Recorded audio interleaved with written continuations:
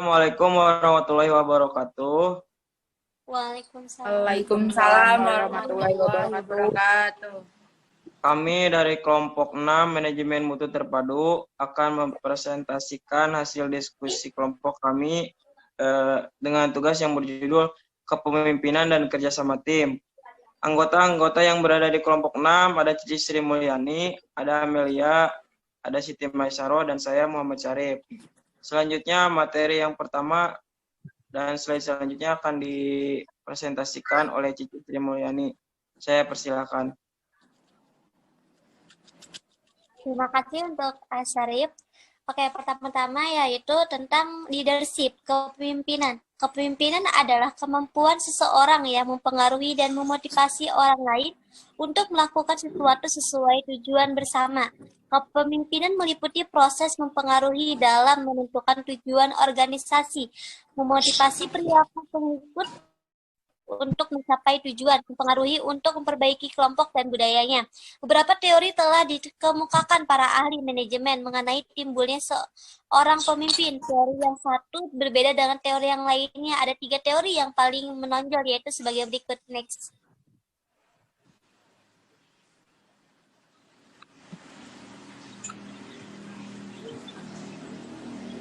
Satu, teori genetis. Isi dari teori ini tersimpul dalam mengadakan leader are born and not made. Penganut teori ini mengatakan bahwa seorang pemimpin ia telah dilahirkan dengan bakat pemimpin. Dalam keadaan bagaimanapun seorang ditempatkan pada suatu waktu, ia akan menjadi pemimpin karena ia dilahirkan untuk itu. Artinya takdir telah menetapkan ia menjadi pemimpin. Yang kedua, teori sosial. Jika teori genetis mengatakan bahwa leader are born and not made, maka penganut sosial mengatakan sebaliknya, yaitu leader are made and not born. Penganut teori ini berpendapat bahwa setiap orang akan dapat menjadi pemimpin apabila diberi pendidikan dan kesempatan untuk itu. Next.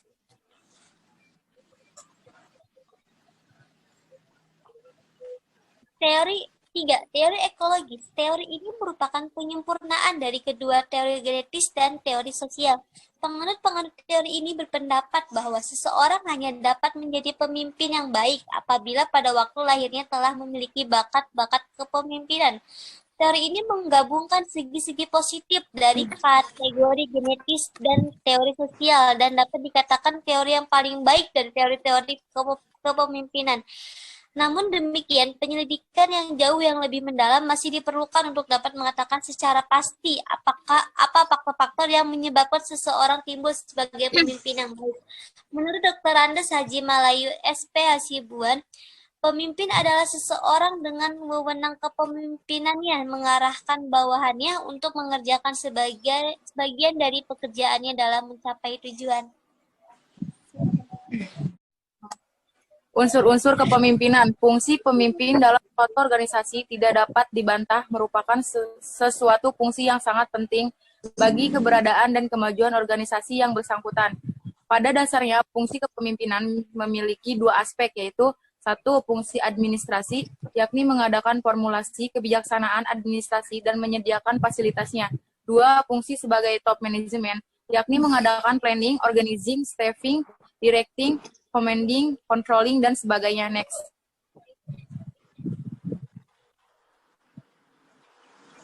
Pada umumnya, para pemimpin dalam setiap organisasi dapat diklasifikasikan menjadi 4 tipe utama, yaitu sebagai berikut. 1. Tipe kepemimpinan otoraktis. Tipe pemimpin ini menganggap bahwa pemimpin adalah merupakan suatu hak. 2. Tipe kepemimpinan militer.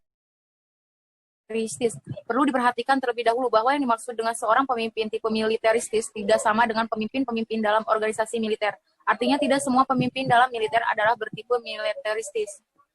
Next.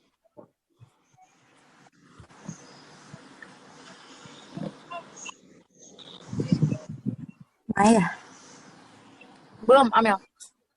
3. Tipe kepemimpinan paternalistis. Tipe kepemimpinan paternalistis mempunyai ciri tertentu, yaitu bersifat paternal atau kebapaan.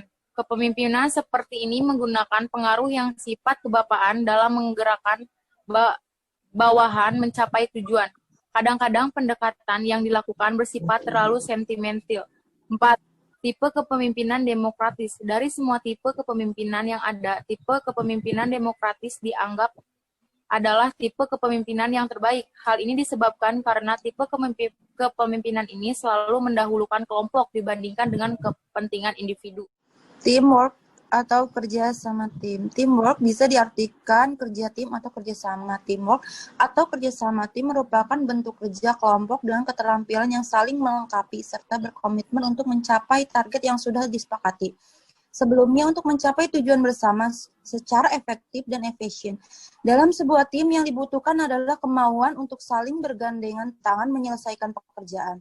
Bisa jadi satu orang tidak menyelesaikan pekerjaan atau tidak ahli dalam pekerjaan A, namun dapat dikerjakan oleh anggota tim lainnya.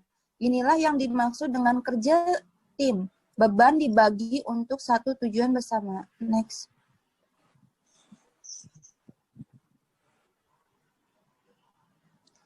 Manfaat dan fungsi teamwork. Satu, manfaat bekerja dalam tim bagi organisasi tim. Meningkatkan produktivitas kerja, meningkatkan kualitas kerja, dan meningkatkan kemajuan organisasi. Bagi anggota tim, yaitu tanggung jawab atas pekerjaan ditanggung bersama. Sebagian media aktualisasi diri, stres atau beban kerja berkurang. 2, tujuan bekerja dalam tim, yaitu kesatuan tujuan. Setiap anggota tim memiliki kesamaan visi, misi, dan program kerja. Efisiensi. Setiap anggota tim menyelesaikan tugas atau pekerjaan secara cepat, cermat, tepat, tanpa pemborosan dan kecerobohan.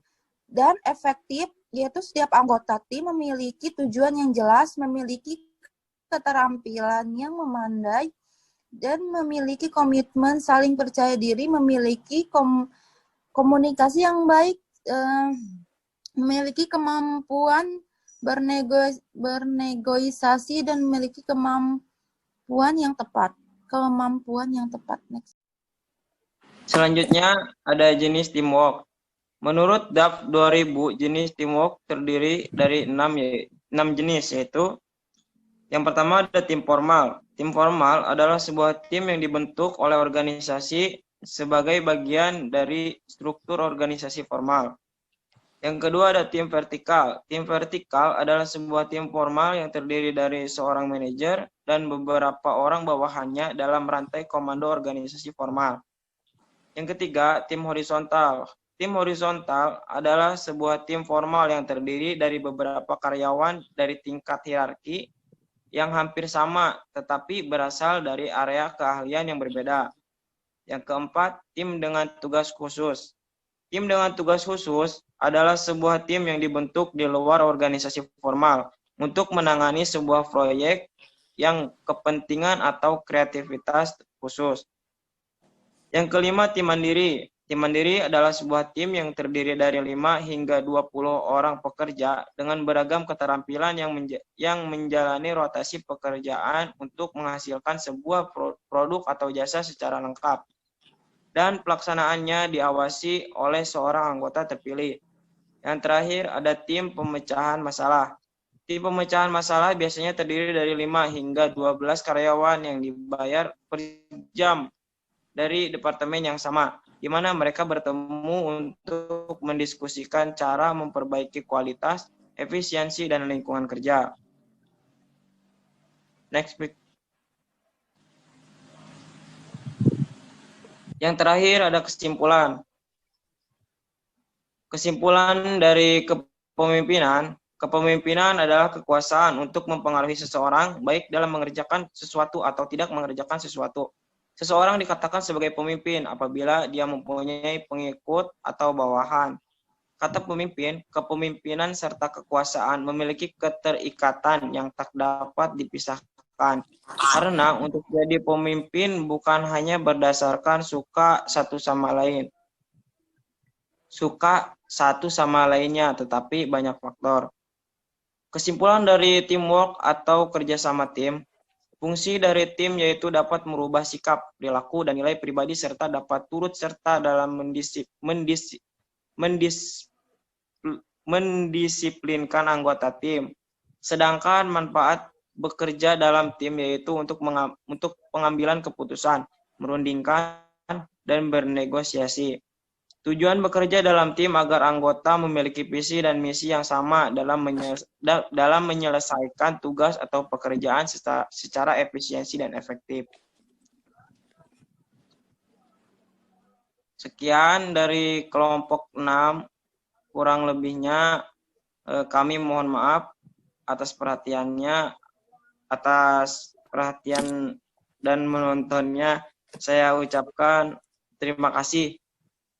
Wassalamualaikum warahmatullahi wabarakatuh. Warahmatullahi wabarakatuh.